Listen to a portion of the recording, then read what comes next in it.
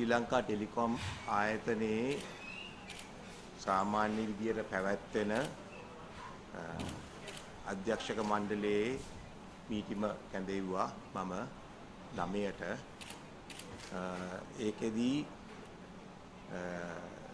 මම පුදුමයටපත් උනේ ඒකේ එජෙන්ඩා එකට නැති කාරණයක් මුලින්ම ඉදිරිපත් කරා මලේසියානු ආයෝජකයන් මලේසියානු කිව්වට GTH ආයෝජකයන්ගෙන් ඒගොල්ලන්ට ආයතනයේ මේ මීටිමේ සභාපතිවරයාව මාරු කරන්න ඕනයි කියලා. මම පුදුමයටපත් වෙච්ච කාරණේ තමයි එක්තර මීට මාස ගාන ඉදිරියේ ඉස්සෙල්ලා මේ වගේ වෙනස්කමක් කරනවා කියලා පත්තරේ පිළිච්චාම ඒගොල්ලෝ ආයතනයට සියලු දෙනා මස්සන් කරලා ලිපියක් ඉදිරිපත් කළා. ආයතනයේ සභාපතිවරයා මාරු කිරීම ඒගොල්ලන්ගේ කාර්යයක් නෙමෙයි. ඒගොල්ලෝ ඒ වගේ එකට සම්බන්ධ වෙන්නේ නැහැ. ඒක රටට වැඩිපුර ලංකාවට වැඩිපුර අයිති කොටස් තියෙන රජයේ කාර්යභාරයක් කියලා. ඒකයි මම උක පුදුම වුණේ. නමුත් අපේ මේ ව්‍යවස්ථාව අනුව ආයතනයේ අංක 105 ඡේදයේ මේක හරියට තාම විග්‍රහ කරා ගන්න බෑ අපිට. කියනවා මේකක් the directors may appoint and remove the chairman of the board at their respective meetings and may determine the period for which he is to hold office. ඉතින් මේකේ කියලා නෑ වැඩි ඡන්දකින්ද මම හිතන්නේ මේක මෙහෙම වෙලා නෑ මීට ඉස්සර මම දැනුවත්ව. ඉතින් ඒකෙදි ඒ කියන්නේ රජය නියෝජනය කරන පාර්ශවයෙන් ඩිරෙක්ටර්ලා දෙන්නකුත් ඒකට පක්ෂව ඒ කියන්නේ කන්දි දුන්න එක්කෙනෙක් තමයි මේකට ආණ්ඩුවෙන් පත් කරපු අලුත්ම අධ්‍යක්ෂකවරයා රියාස් මුගල මහත්මයායි. ඒ අනුව මේක සම්මත වුණා. මොකද අපේ ඉන්නේ අධ්‍යක්ෂකවරු 10 දෙනයි. එකෙන් 6 දෙනෙක් රජයට අයිති කොටස් වල නියෝජනය කරනවා. අනිත් 4 දෙනා මලයාචාරු සම්බන්ධයක් තියෙන GTH ආයෝජකයන්ට අයත් කොටස් වල නියෝජනය කරනවා. ඉතින් 6යි 4 අනිත් පැත්තට ගිහලා 6 4 වෙච්චාම ඕන මේක පාස් කරගන්න පුළුවන්. ඉතින් ඒක තමයි අද උනේ. මම හිතන්නේ මට පුදුම වෙන්න කාරණේ තමයි සාමාන්‍යයෙන් මේක මෙහි අධ්‍යක්ෂක මණ්ඩලය ඒතර අධ්‍යක්ෂ මණ්ඩලයේ මේ සභාපතිවරයා යන සේරම දැනුම් දෙන්නේ මහ භාණ්ඩාගාරයෙන්. ඒ කියන්නේ භාණ්ඩාගාරයේ කවුද සෙක්‍රටරි ලේකම් මේ මුදල් අමාත්‍යාංශයේ ලේකම් හරහා තමයි පත්වීම් ඒකේ සංයුක්තය සේරම තීරණය වෙන්නේ. ඉතින් මේ අද වෙනකන් එහෙම වෙනසක් මුදල් අමාත්‍යාංශයෙන් වෙලා නැහැ. ඉතින් ඒකයි පුදුම වෙච්ච කාරණය. ඉතින් මම හිතන්නේ මම මේක කියන්නේ බෝඩ් රූම් කු කියන්නේ මේ අධ්‍යක්ෂක මණ්ඩලයට වෙච්ච කුමන්ත්‍රණයක් ඇටියෙ මම මේක සලකන්නේ. නැත්තම් ඉතින් මේක කතා කරලා විසඳගන්න තිබිච්ච දෙයක් හින්දා. ඉතින් ඒක මම හිතන්නේ හැමතැනම පැතිරලා ගිලා තියෙනවා. මම ඒක පැහැදිලි කිරීම මටත් ආයතනයටත් රටටත් කෙරෙන හරි පැහැදිලි කිරීම. Yeah, I think if I speak in English, normally the board appointments of Sri Lanka Telecom, which is registered in the Colombo Stock Exchange, is made by the Secretary to the Treasury, who holds the majority shares in the minority of the majority of the minority shares in SLT PLC, which is 49.4%. So whenever the change is required, the Treasury Secretary requests the directors of that particular segment to step down and appoints new directors, nominate new directors for election, and also the preferred person to chair the board. So, but today what happened was there was boardroom, I feel a coup because it was not known, it was not on the listing of the agenda. So I feel that is why I call it a coup. Because yesterday I attended meeting, there was no such thing. So I feel there was a mighty hurry early morning as I opened the meeting, welcome them, give the meeting, when the agenda, before the agenda they want the chairman change. So it is possible. Still, I am not sure whether it's very correct or not, for which I would seek legal advice, because I haven't got a letter from the appointing agent, which is the Treasury Secretary. So therefore, I want it clarified from the Treasury. I will be writing a letter and I'll be seeking legal advice also, which says 105, the directors may appoint and remove the chairman of the board at their respective meetings and may determine the period for which he is to hold office. So we don't know whether it's by majority vote or 2/3 or by unanimous. Nothing is mentioned. So there's a little ambiguity here. The chairman so appointed shall preside as chairman at meetings of the directors. If no chairman shall have been appointed, or if at any meeting the chairman be not present within 15 minutes after the time appointed for holding the same, the directors present may choose one of their members to be chairman of the meeting. So this is the clause. So there is a little ambiguity about the voting. So whichever way, I bow down to decorum and without any, because this is not my job. I'm not doing this for my survival. So I මේකට අවතීර්ණය වුණේ පසුගිය රජයේ ජනාධිපති ගෝඨාභය රාජපක්ෂ තුමා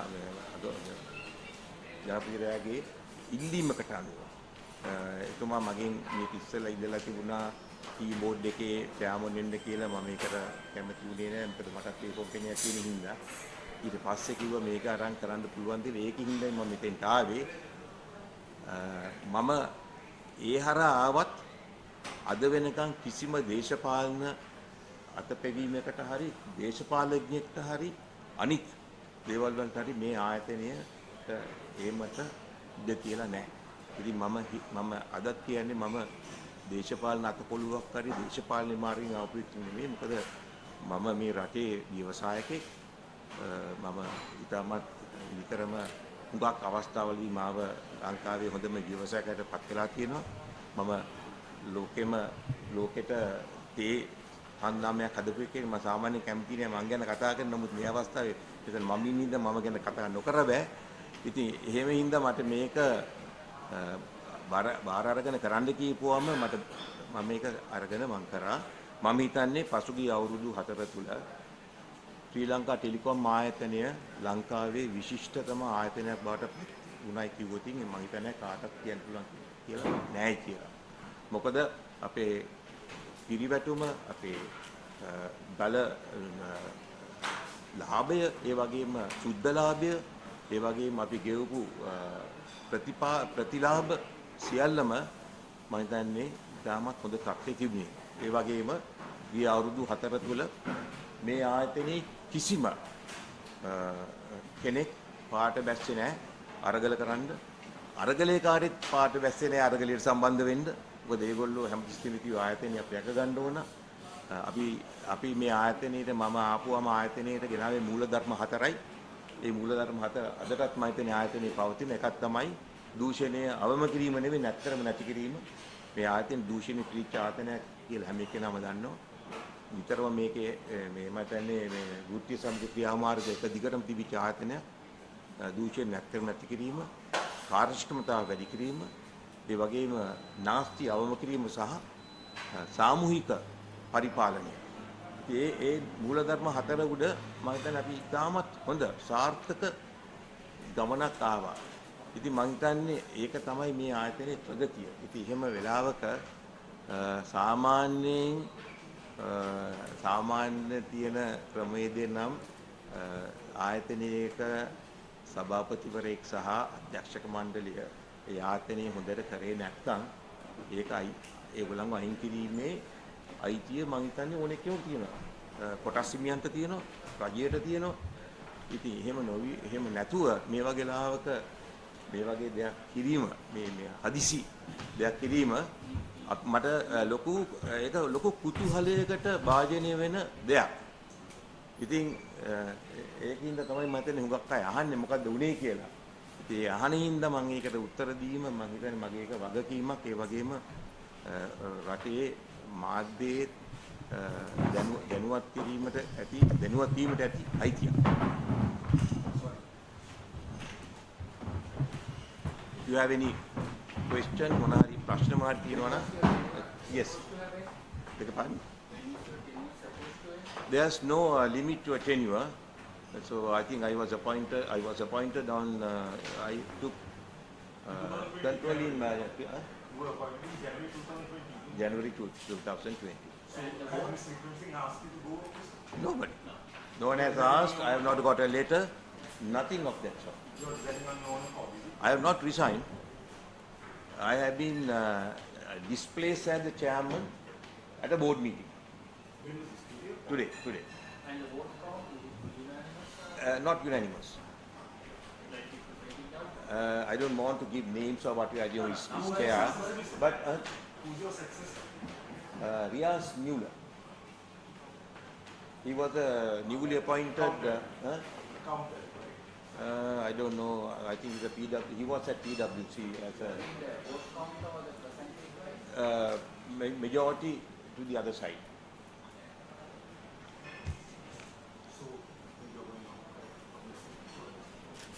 That was I don't know. I don't know what my status quo is. I must know what my status quo is. What's the strength of your employees? Roughly 7,500 in the group, and we have 27 unions. And Before you had how many employees? I think we had little more than that. Of course, we had another issue in 2020. We had a problem with this manpower agency. They were working. It's about 1,800 people, and they were working at SLT. But unfortunately, they were not recognized at SLT, and they were agitating. So technically, they were given payment from SLT. They had a card from SLT. So we had no option but to absorb them. Train, and we absorbed them, not just absorbed them. Most of them didn't have proper qualification. A lot of people had come on chits from government MPs, but after joining them, you can't send them onto the road because humanly it's not a possible thing. Yahapalan and before that also. So what we did was we created another category, got them trained in our training center in Valisara, upskilled them, and incorporate them into our cadre. Yeah. Name group. Oh. මට හිතා ගන්න බෑ මොකද මම හිතන එක කාරණේ තමයි මේක විකිණීමේ අවශ්‍යතාවය කියලා මම හිතන්නේ සමහරවිට මම මේකට බාධකයක් වෙන්න පුළුවන්. මම කවදාක්වත් ඒ ගැන කතා කරලා නැහැ විකුණන්න පුළුවන් ද බැරිද කියන්නේ මොකද මේක කොළඹ කොටස් වෙළඳ පොලේ ස්ථාපිත ආයතනයක්. ඉතින් ඕනෙක් කෙනෙකුට තමුගේ කොටස් විකිණීමේ අයිතිය තියෙන කොටස් වෙළඳ පොලේ. ඉතින් ඒ දෙපන් GOSL has directly 49.4% stake. Right, and Malaysians have about 49%. So-called Malaysians have 44.4%. And the balance? Balance is in the public floor.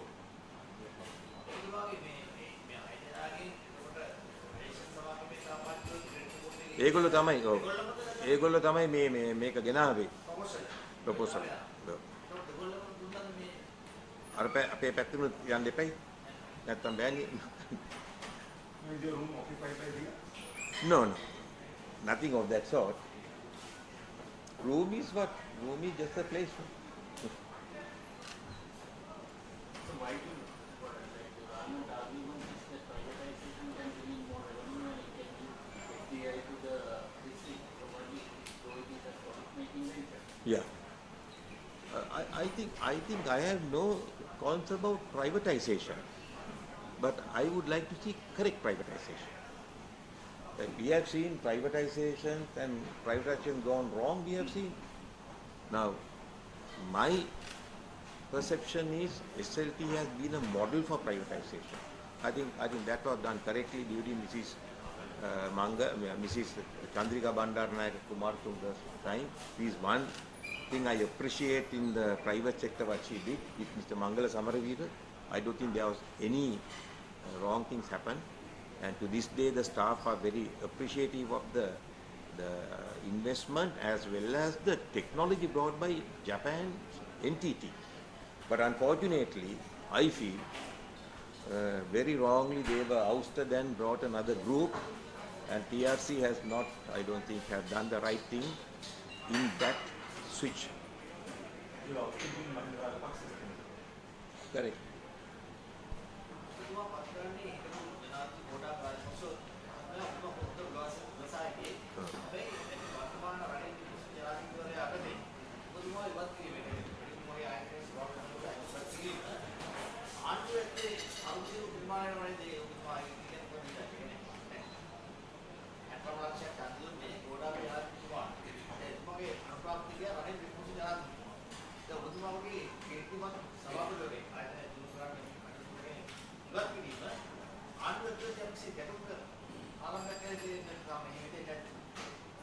දැන් මේ රටේ ආණ්ඩුවේ පාර්ලිමේන්තුවේ ක්‍රියා කරමු දිහා බලපුවම අපිට ඉතින් අබසරණයි තමයි කියන්නේ. No, I have no problem because I am not doing this for a job, right? And if you ask me, I have refused to take a salary. Now they have found fault with me also that I am using a vehicle, but this company, the chairman, has a fleet of vehicles, fleet of people working. Then of course, house rents, everything. I'm not taking any of those. I'm only taking that also after 2 years. I was virtually requested by the fellow director the director fee for attending board meeting. That's the only thing I'm taking. So for me personally, it's not a loss of employment or anything because I have my other investments and I have other businesses. Stock in the morning. That is why this has created that much of euphoria. And a lot of people have been phoning me, a lot of staff have been phoning me, a lot of unions are now asking what's happening. So this is not a union question? No. Unions are 100% supporting me. 27 unions, they are not divided. So that shows that we have done well in terms of developing this company and taking this company forward. So from their point of view, you say that it is an Asian people who are pushing for it. What do you see from their perspective? This is a mystery because the only thing we can pinpoint is there's a mighty hurry to expedite the sale. But if that is the case, I would appreciate if they inform. The correct thing and the most decent thing is to, I have met Mr. Vikramasinghe face to face. They never told me that we want. He has in fact told me, I want you to take over another chairmanship. I said, no sir, thank you very much, I don't. So coming back to that Malaysian thing, do you think dialogue has actually moved it or? I'm not sure. I think a lot of investigative journalists here investigative journalists can find out who is behind this, who will benefit more from this. Right? Yeah. No, I didn't want to ask what he thought. He said, no, you don't. No, I very clearly told him, I'm not against privatization. If somebody buys this company, the next thing is, I'm a corporate man. I brought corporate culture to this company. The correct thing is, as a corporate entity, they can have their new board, appoint a chairman. At that time, I'm very much willing to very gracefully hand over and go whatever the functions I have done. He said, no, I won't let you do that. I want you to offer you another chairmanship. I said, no, sir, thank you very much. So are you going to talk to him now? What is there to talk? I'm not a political lackey to talk to politicians. I have never done that, and I will never do it. Because this country has gone down because of politics. It is high time people must realize it has to be run by people who can run their businesses, who are entrepreneurs. That entrepreneurship is gone in this country. Not really. He had a long chat with me for about 1 hour. One-to-one. About few months ago. So I have no issues there.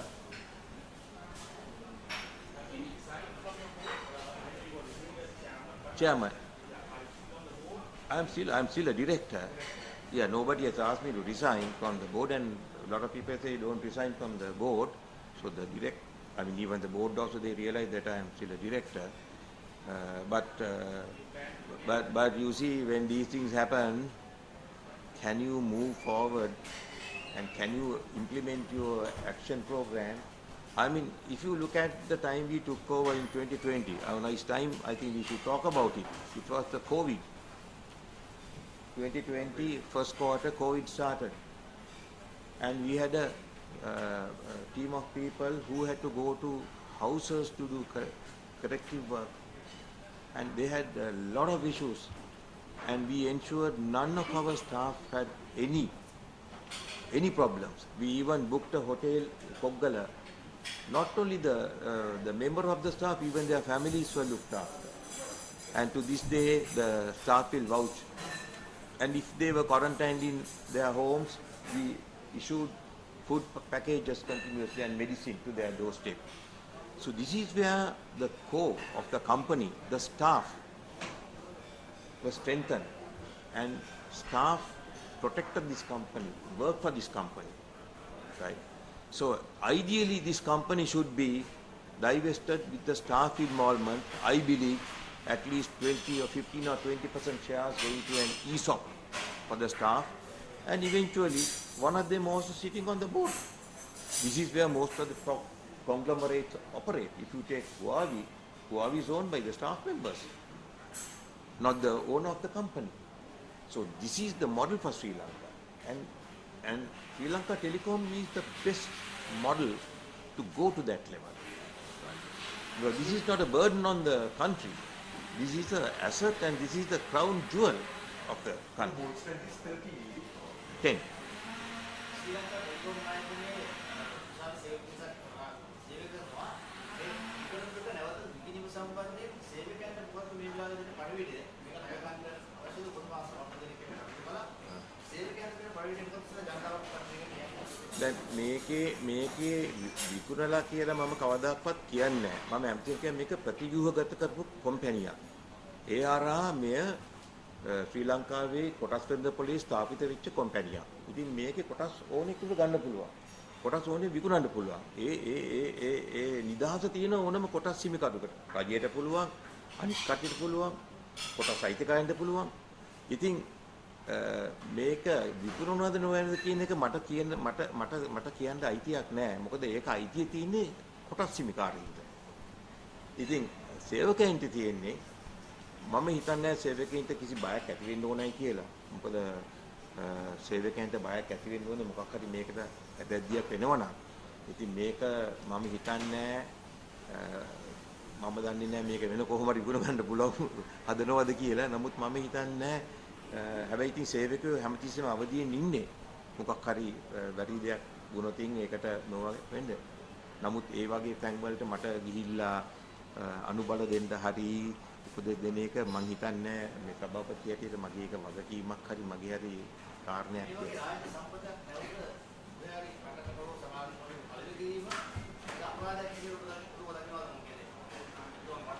මෙහෙමයි ඕනම රටක පළවෙනි දේ තමයි රටේ ආරක්ෂාව.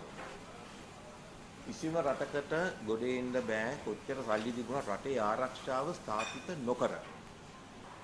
දෙවෙනි එක තමයි රටේ මේ මිනිස්සුන්ගේ social security. පළවෙනි එකට ගියොත් රටක ආරක්ෂාව කියන්නේ දැන් ඒ ආරක්ෂණ පද්ධතිය විශාල වශයෙන් වෙනස් වෙච්ච යුගයක අපි ඉන්නේ. දැන් අපි දකිනවා ජනාධිපති බයිඩන් මේ ළඟදී ප්‍රකාශයක් කරලා තියෙනවා.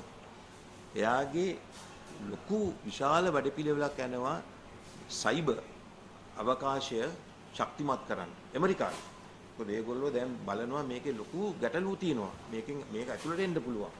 ඒ වගේම දැන් බලන්න රුසියාව, චීනය ඒගොල්ලෝ විශාල පද්ධතියයි කරලා තියෙනවා. දැන් මේ රුසියාවට ගියාම බෑ මේ WhatsApp පාවිච්චි කරන්න බෑනේ. චීනෙට ගියාම WhatsApp පාවිච්චි කරන්න බෑ. TikTok තියෙනවා WhatsApp පාවිච්චි කරන්න බෑ. මොකද ඒ ආරක්ෂණ පද්ධතිය හරහා තමයි ඒගොල්ලන්ගේ සයිබර් අවකාශය දිනු කරලා තියෙන්නේ.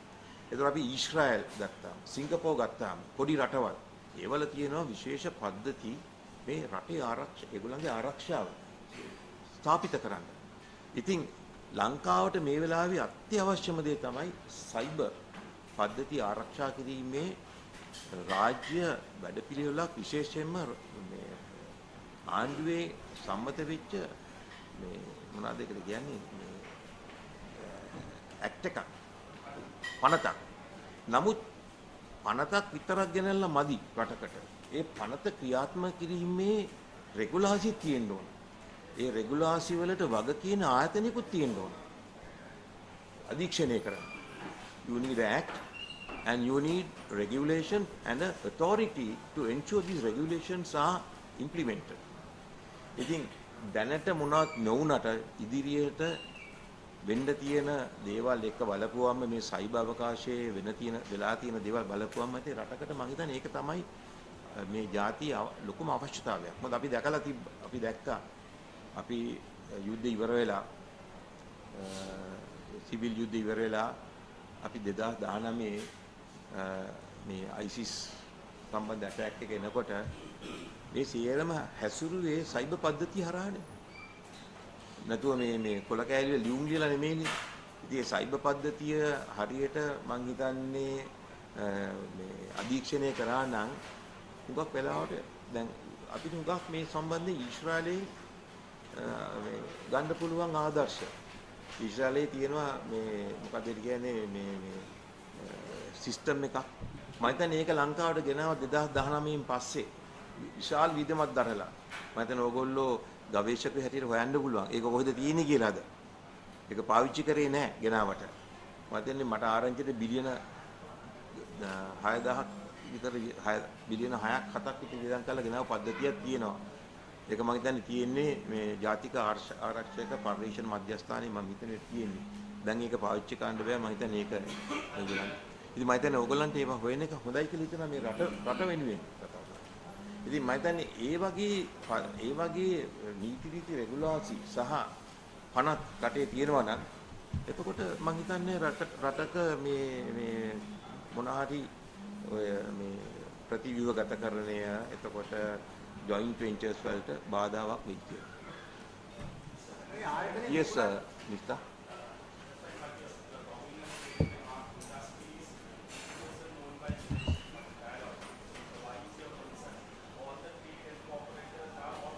Foreigners. I am talking about the future. So far it hasn't happened. The day it happens, you will be sorry. I am talking about the future. Right? If it happens, now if all the 100% goes the other way, you have no leg to stand on whatsoever. So even if it goes, if you have the act, if you have the precautions, if you are taken, if you have the regulation, then you can be, we can have a sigh of relief that we have covered our cyberspace. Don't forget, during the terrorist war, one of the places that was attacked by suicide bombers was the Central Telegraphy Office. They drove the bomb-laden truck into that one, I think, or some this thing. Right. Excuse me. ඔබතුමා දන්නේ හැටියට මේක විකුණන්න යන්නේ ලංකාවේ ආයුධ විරුද්ධ එහෙම නැත්නම් ලංකාවේ කම්පැනි එකකටද පිටරට කම්පැනි එකකටද ඔබතුමාට කියන්න පුළුවන්? දැන් මට ආරංචි අපි සියලු දෙනාටම අපිට ආරංචි ලැබෙනවනේ. අපි පත්තරවල දැකලා තියෙනවා. එතකොට සමාජ මාධ්‍යවල මම හිතන්නේ පිටරට ආයතනයකට තමයි මේ වගේ ධාරිතාවක් තියෙන මේ වගේ ලොකු ආයෝජනයක් කරන්න කියලා තමයි මම හිතන්නේ.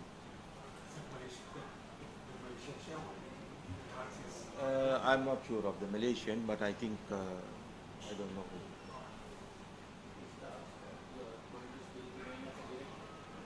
I am still a director.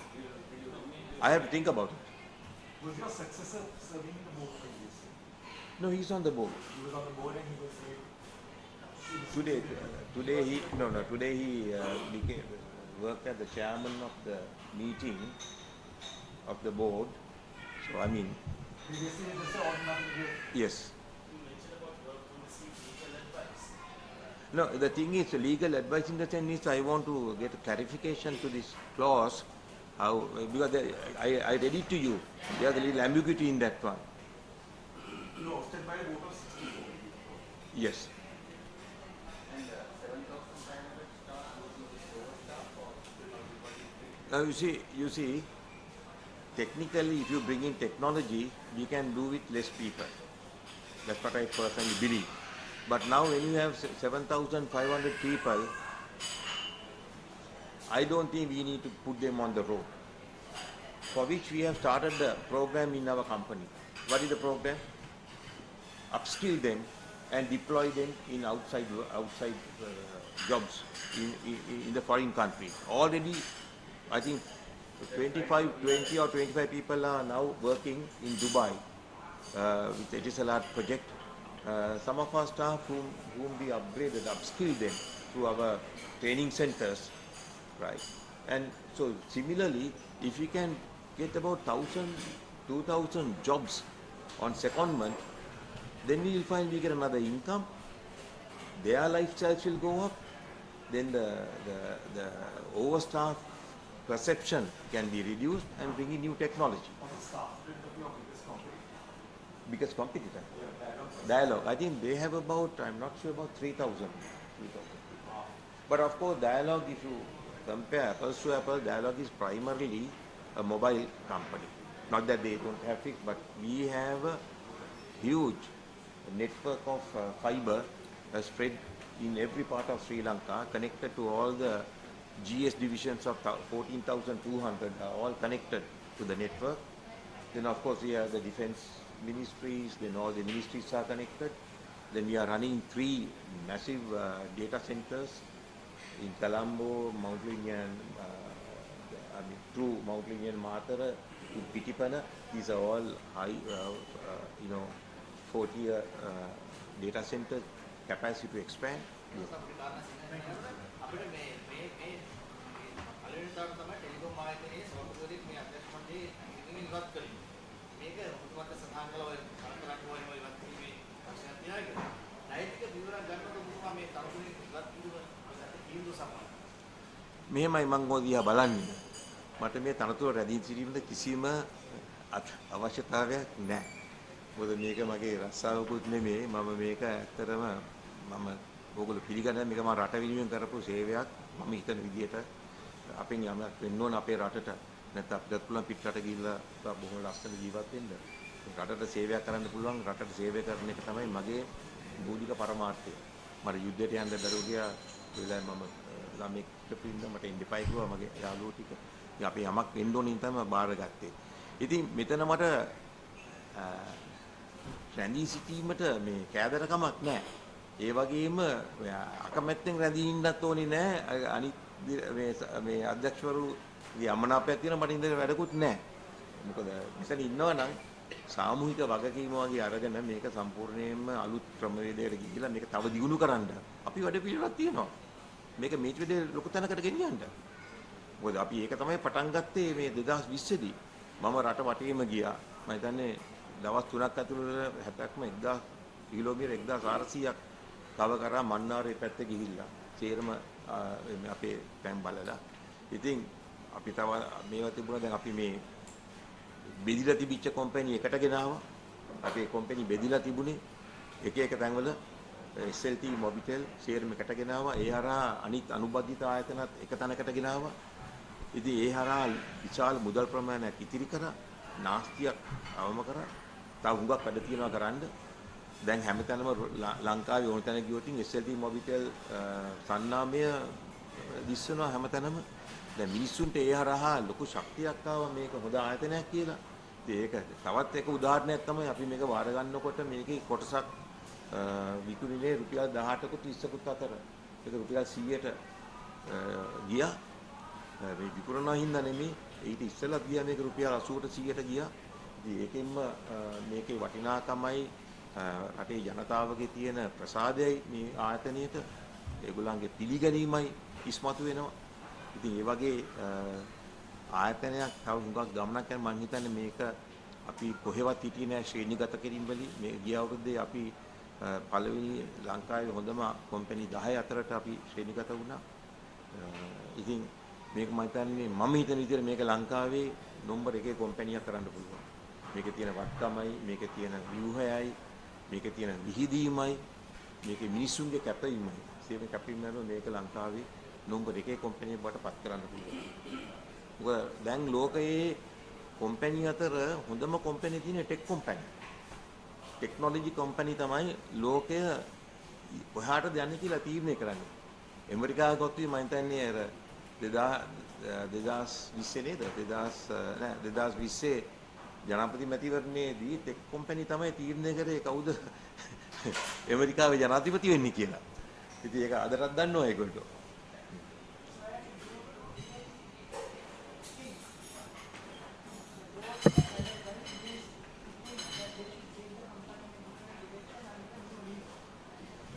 I think if that is the case, that could have been spelled out.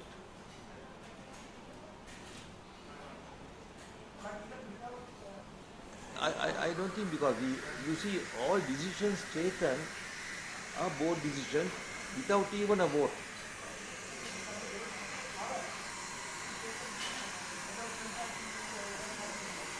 But I told you that position. So that is the position. That is the one I have a little ambiguity.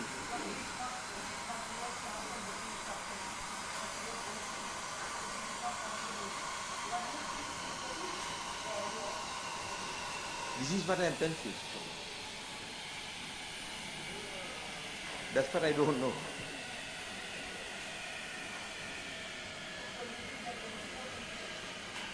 Company is in very good state.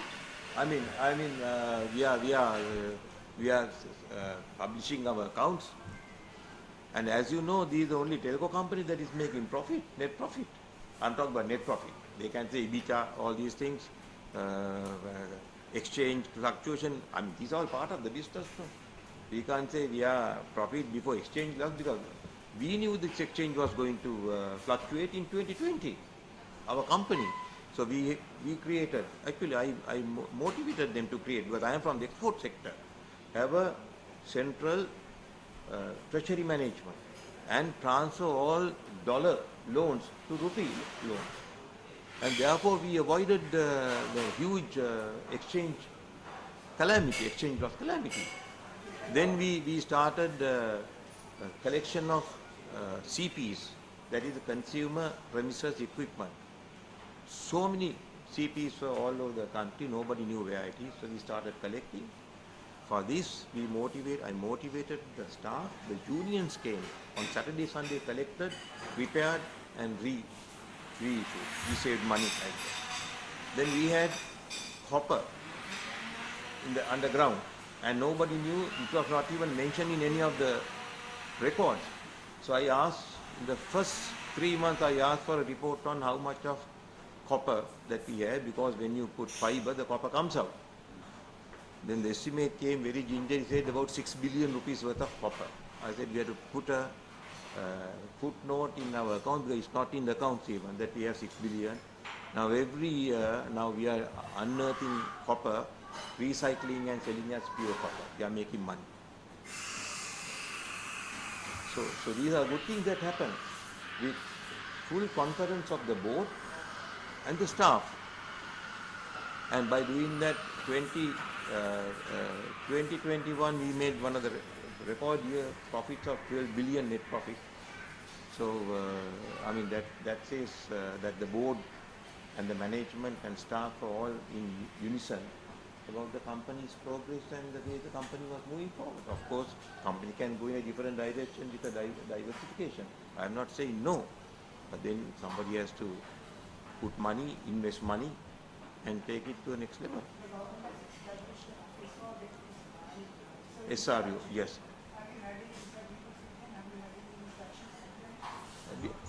Well, they haven't had any direct discussion with SLT, but they have called all the SOEs or the one meeting and said that they have decided to divest government shares in that one, they were issued letters.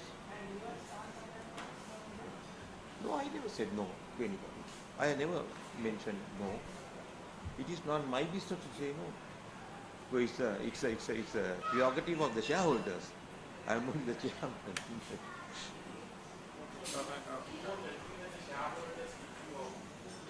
No, not share. Well, if it is a shareholders, then you have to call normally what happens, you call a SGM, no? EGM or SGM. No, these I call corporate the boardroom coup, because if it is a shareholders, they can issue a shareholders notice.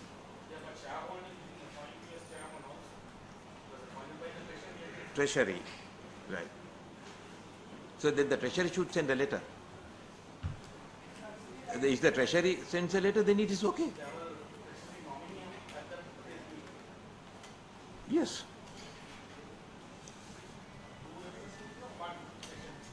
Why?